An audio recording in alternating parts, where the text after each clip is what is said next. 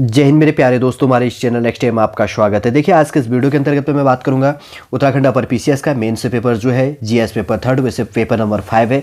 Mains के अंतर्गत पे कितने पेपर होती हैं?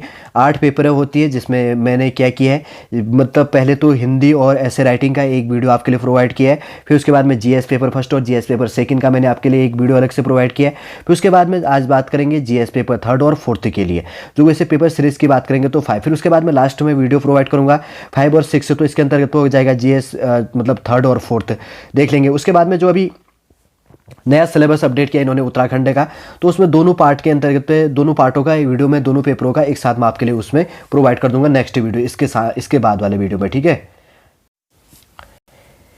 इससे पहले हम आगे बढ़े, यदि आपके द्वारा हमारे इस चैनल नेक्स्ट टाइम को सब्सक्राइब नहीं किया तो सब्सक्राइब कीजिए तथा बेल आइकन को प्रेस कीजिएगा, ताकि जो भी कंटेंट, जो भी इंफॉर्मेशन हमारे द्वारा आपके लिए प्रोवाइड किया जाता है तो उसका नोटिफिकेशन आपके पास में समय पर उपलब्ध हो जाएगा। देखिए, जो जीएस पेपर थर्ड है उत्तराखंड अपर पीसीएस के लिए, वैसे सीरीज 5 नंबर का है।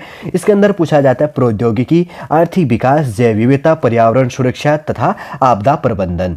मैंने कहा है इसके बाद में जो एथिक्स का पेपर है उसको इसी के साथ में मैं रिलेट करूंगा।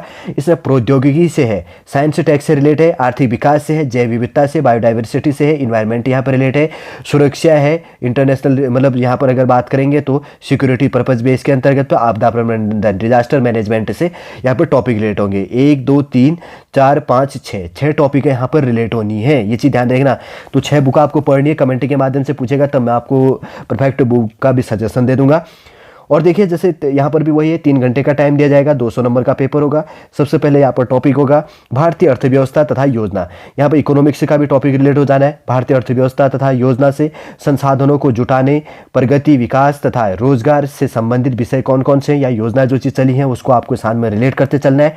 फिर उसके बाद में समावेशी विकास तथा इससे उत्पन्न विषय कौन सा है, क्या है समावेशी विकास तथा इससे उत्पन्न विषय क्या क्या है, इसमें आ जाएगा। फिर उसके बाद में सरकारी बजट क्या है, अगर भारत का भी पढ़ लेना साथ उत्तराखंड का, लेकिन अब उत्तराखंड का अलग से पेपर करवाया जा रहा है तो उसमें से वहां पर पूछ लेगा बजट, लेकिन कुछ कुछ टॉपिक है यहाँ भी रिलेट करने की जरूरत पड़ सकती है, तो इसलिए पढ़ना।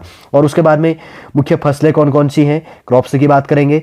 देश के विभिन्न भागों में फसलों का पैटर्न क्या है, सिंचाई के विभिन्न प्रकार, इरिगेशन के टाइप्स क्या है एवं सिंचाई प्रणाली क्या है, कृषि उत्पादन का भंडारण संबंधी क्या है, परिवहन तथा विपणन क्या है, संबंधित विषय और बाधाएं क्या है, किसानों की सहायता के लिए ई प्रौद्योगिकी क्या है, ये पढ़ लेनी है। आगे प्रत्यक्ष एवं अप्रत्यक्ष कृषि सहायता तथा न्यूनतम समर्थन मूल्य से संबंधित विषय, जन वितरण प्रणाली, उद्देश्य, कार्य, सीमाएं, सुधार, बफर स्टॉक तथा खाद्य सुरक्षा संबंधी विषय क्या है, प्रौद्योगिकी मिशन हो गया, पशुपालन संबंधी अर्थशास्त्र। फिर है भारत में खाद्य प्रसंस्करण एवं संबंधित उद्योग, कार्य क्षेत्र एवं महत्व, स्थान, ऊपरी और नीचे की अपेक्षाएं, आपूर्ति श्रृंखला प्रबंधन। फिर है भारत में भूमि सुधार कौन कौन से किए गए हैं। फिर उसके बाद में है उदारीकरण का अर्थवाद पर प्रभाव, औद्योगिक नीति में परिवर्तन तथा औद्योगिक विकास पर इनका प्रभाव क्या पड़ेगा। फिर है बुनियादी ढांचा, ऊर्जा, बंदरगाह, सड़क, विमानपत्तन, रेलवे आदि, बुनियादी ढांचा जो आता है। फिर निवेश मॉडल है, उसको पढ़ लेना। विज्ञान एवं प्रौद्योगिकी, साइंस और टेक से विकास एवं अनुप्रयोग और रोजमर्रा के जीवन पर इसका प्रभाव। सारे के सारे बुक अलग से मार्केट में आपको मिल जाता है सबके सब में, लेकिन आपको देखना है कि कौन सी बुक सबसे अच्छी है। कमेंट के माध्यम से जवाब पूछेगा तभी मैं आपको बुक का इंफॉर्मेशन भी प्रोवाइड करूंगा। विज्ञान एवं प्रौद्योगिकी में भारतीयों की उपलब्धियां, देशज रूप से प्रौद्योगिकी का विकास और नई प्रौद्योगिकी का विकास। फिर है सूचना प्रौद्योगिकी, अंतरिक्ष, कंप्यूटर, नैनो टेक्नोलॉजी, बायोटेक्नोलॉजी और बौद्धिक संपदा अधिकारों से संबंधित विषयों के संबंध में जागरूकता। फिर है संरक्षण, पर्यावरण प्रदूषण और संरक्षण पर्यावरण प्रभाव का आकलन। फिर यहाँ पर पूछा जाएगा आपदा और आपदा प्रबंधन। फिर आगे टॉपिक है विकास और फैलते उग्रवाद के बीच संबंध। फिर है आगे टॉपिक आंतरिक सुरक्षा के लिए चुनौती उत्पन्न करने वाले शासन विरोधी तत्वों की क्या भूमिका है। आंतरिक सुरक्षा के लिए चुनौती उत्पन्न करने वाले शासन विरोधी तत्वों की भूमिका क्या है। फिर आगे संचार नेटवर्क के माध्यम से आंतरिक सुरक्षा को चुनौती, संचार नेटवर्क के माध्यम से आंतरिक सुरक्षा को चुनौती, आंतरिक सुरक्षा चुनौती में मीडिया और सामाजिक नेटवर्किंग साइटों की भूमिका। फिर है साइबर सुरक्षा की बुनियादी बातें, धन शोधन और इसके रोकथाम संबंधी। फिर आएगा सीमावर्ती क्षेत्रों में सुरक्षा चुनौती एवं उनका प्रबंधन, संगठित अपराध और आतंकवाद के बीच संबंध क्या है, ये चीज पूछा जाएगा। और उसके बाद में विभिन्न सुरक्षा बल और संस्थाएं तथा उनके अधिदेश। इसके साथ में देखिए पूरा का पूरा टॉपिक यहाँ पे रिलेट कर दिया गया। देखिए अगर बात करेंगे तो क्या क्या चीजें आ रही हैं, प्रौद्योगिकी साइंस और टेक हो गया, इकोनॉमिक्स हो गया, बायोडाइवर्सिटी होगी, इन्वायरमेंट साइंस हो गया, सिक्योरिटी सुरक्षा हो गया, डिजास्टर मैनेजमेंट आपदा प्रबंधन हो गया। तो सारे के सारे बुक मार्केट में आपको उपलब्ध होते हैं, इनके आपको पढ़ लेना है। इतने टॉपिक जीएस पेपर जो थर्ड है इसमें रिलेट किया जाता है। कुछ कुछ यूपीएससी का पूरा पैटर्न जो चीज़ है यूपीएससी का है, लेकिन थोड़ा सा वेटेज कम होता है। देखिए जीएस पेपर जो है 4th नंबर का एथिक्स का लेक्सिकन की आप बुक ले लीजिए, आपको कोई पढ़ने की आवश्यकता नहीं है स्टेट पीसीएस के लिए। और अगर यूपीएससी का है तो और बुक आपको पढ़ने की जरूरत पड़ेगी, लेकिन आपको लेक्सिकन पढ़ लीजिए। पेपर नंबर 6 से है सामान्य अध्ययन 4th नंबर का, नीतिशास्त्र, सत्यनिष्ठा और अभिरुचि जिसको कहा जाता है, और एथिक्स जिसको इंग्लिश में कहा जाता है। इसमें जैसे टॉपिक की बात करेंगे तो किस प्रकार से पूछा जाएगा, ये भी 200 नंबर का पेपर है, समयावधि 3 घंटे का। एक दिन में 2 पेपर होते हैं, ये चीज़ भी आपको ध्यान में रखना है। जैसे इस प्रश्न पत्र में ऐसे प्रश्न शामिल होंगे जो सार्वजनिक जीवन में उम्मीदवारों की सत्यनिष्ठा, ईमानदारी से संबंधित विषयों के प्रति उनकी अभिवृत्ति, उनके दृष्टिकोण तथा से आचार व्यवहार में विभिन्न मुद्दों तथा सामने आने वाली समस्याओं के समाधान को लेकर उनकी मनोवृत्ति का परीक्षण करेंगे। इन आयामों का निर्धारण करने के लिए प्रश्न पत्रों में किसी मामले के अध्ययन, केस स्टडी का माध्यम भी चुना जा सकता है। मुख्य रूप से निम्नलिखित क्षेत्रों को कवर किया जाएगा। मतलब नीति शास्त्र लगभग शायद 2013 के बाद में यूपीएससी में रिलेट किया गया, 2005 में कुछ ऐसे रिलेट किया गया था, लेकिन जब भी रिलेट किया बहुत अच्छा किया। वैसे तो शायद 2013 में मुझे जहाँ तक याद है, तो इतना अच्छा पेपर है कि आपको नॉलेजेबल बेस से इस बुक को पढ़ लेनी चाहिए। मतलब अगर आप यूपीएससी की तैयारी करते हैं, स्टेट पीएससी, अगर आप गवर्नमेंट जॉब के प्रिपरेशन कर रहे हैं तो केस स्टडी, मतलब आपके सामने आप अधिकारी हैं, आपके सामने कोई मुद्दा आ जाता है, जैसे एसडीएम डीएम होता है, आप कोई समस्या लेके जाते हैं वहाँ पर, जो भी होता है जिले के अंतर्गत पे या ब्लॉक के अंतर्गत पे दो पार्टी के बीच में, तो उस मुद्दे को इनके द्वारा सुलझाया जाता है। तो इसलिए केस स्टडी काफ़ी इंपॉर्टेंट हो जाता है। मतलब केस स्टडी सॉल्व करने का टारगेट ये रहता है कि वापस उसमें कोई विवाद खड़ा न हो और वह शांति से बना रहे, शांति के साथ में उसको आप सॉल्व कर सके, वही केस स्टडी होती है। आप अधिकारी बनेंगे तो इसलिए पढ़ने के लिए क्या हो जाता है, काफ़ी इंपॉर्टेंट हो जाता है। देखिए सबसे पहले है नीतिशास्त्र तथा मानवीय संबंध।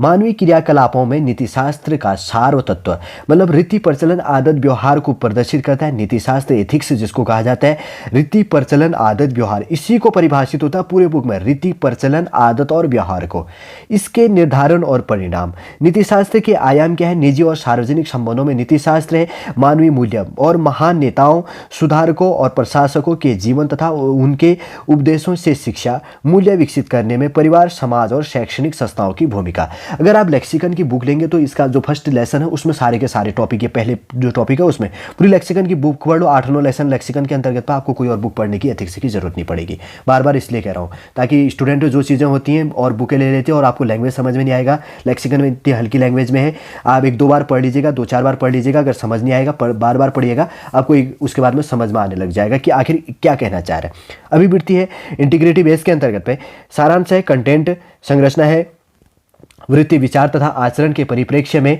इसका प्रभाव एवं संबंध क्या है, नैतिक और राजनीतिक अभिरुचि और सामाजिक प्रभाव और धारणा क्या होनी चाहिए। फिर है सिविल सेवा के लिए अभिरुचि तथा बुनियादी मूल्य क्या है, सत्यनिष्ठा, भेदभाव रहित तथा गैर तरफदारी, निष्पक्षता तथा संवेदनता होनी चाहिए सिविल सेवा के लिए अभिरुचि। ठीक है, इंटीग्रेटिव बेस के अंतर्गत पे। भावनात्मक समझ, मतलब आप एक ऑफिसर है, आप में भावनात्मक समझ होनी चाहिए, उसकी अवधारणाएं क्या है तथा प्रशासन और शासन व्यवस्था में उनके उपयोग और प्रयोग क्या है। फिर है उसके बाद में भारत तथा विश्व के नैतिक विचारकों तथा दार्शनिकों के योगदान, मतलब भारत के अंतर्गत और विश्व के अंतर्गत पे नैतिक विचारक, भारत के अंतर्गत पे कौन विचार थे और कौन कौन से दार्शनिक थे, उनका क्या योगदान था एथिक्स के बेस के अंतर्गत, तो उसको आपको पढ़ लेना है। और उसके बाद में है लोक प्रशासनों में लोक सिविल सेवा मूल्य तथा नीति शास्त्र क्या होना चाहिए, मतलब सिविल सेवा का क्या मूल्य है, नीति शास्त्र एथिक्स के बेस में रिलेट करना है। स्थिति तथा समस्याएं क्या है, सरकारी तथा नैतिक मूल्यों का सुदृढ़ीकरण क्या है, अंतर्राष्ट्रीय संबंधों तथा निधि व्यवस्था, फंडिंग में नैतिक मुद्दे क्या है, कॉरपोरेट शासन व्यवस्था क्या है, यहाँ पर रिलेट किया जाएगा। फिर उसके बाद में शासन व्यवस्था में ईमानदारी, लोक सेवा की अवधारणा क्या है, शासन व्यवस्था और ईमानदारी का का दार्शनिक आधार क्या है? सरकार में सूचना का आदान प्रदान और पारदर्शिता, सूचना का अधिकार, नीतिपरक आचार संहिता, आचरण संहिता, नागरिक घोषणा पत्र, कार्य संस्कृति, सेवा प्रदान करने की गुणवत्ता, लोक निधि का उपयोग, भ्रष्टाचार की चुनौतियाँ क्या इसमें पूछा जाएगा। और उपयुक्त विषयों पर मामला संबंधी अध्ययन केस स्टडी आपका यहाँ पर किया जाएगा। ठीक है, इतने टॉपिक है इसके अंतर्गत पे। देखिए आज के अंतर्गत पे हमने बात किया उत्तराखंड अपर पीसीएस के लिए जो सिलेबस है, पेपर नंबर जो यहाँ पर 3rd नंबर और 4th नंबर का, इसके अंतर्गत पे जैसे कि क्या इंपॉर्टेंट सिलेबस है, और 4th नंबर के अंतर्गत पे एथिक्स का जो टॉपिक है क्या आपके लिए पूछा जाएगा, किस प्रकार से पूछा जाएगा और कौन से बुक आपको पढ़नी है, शॉर्टली रूप से इसके अंतर्गत तो मैंने आपको समझा दिया। उम्मीद करूंगा दोस्तों शॉर्टली रूप से पूरा इन्फॉर्मेशन आप समझ गए होंगे और आपको समझ में भी आ गया होगा। यदि आपको अच्छा लगा होगा तो लाइक कीजिए, कमेंट कीजिए और हमारे इस चैनल नेक्स्ट टाइम को सब्सक्राइब कीजिए तथा इस वीडियो को शेयर भी कीजिएगा। वापस हम नेक्स्ट क्लास के अंतर्गत आपसे मिलेंगे। जय हिंद, जय भारत।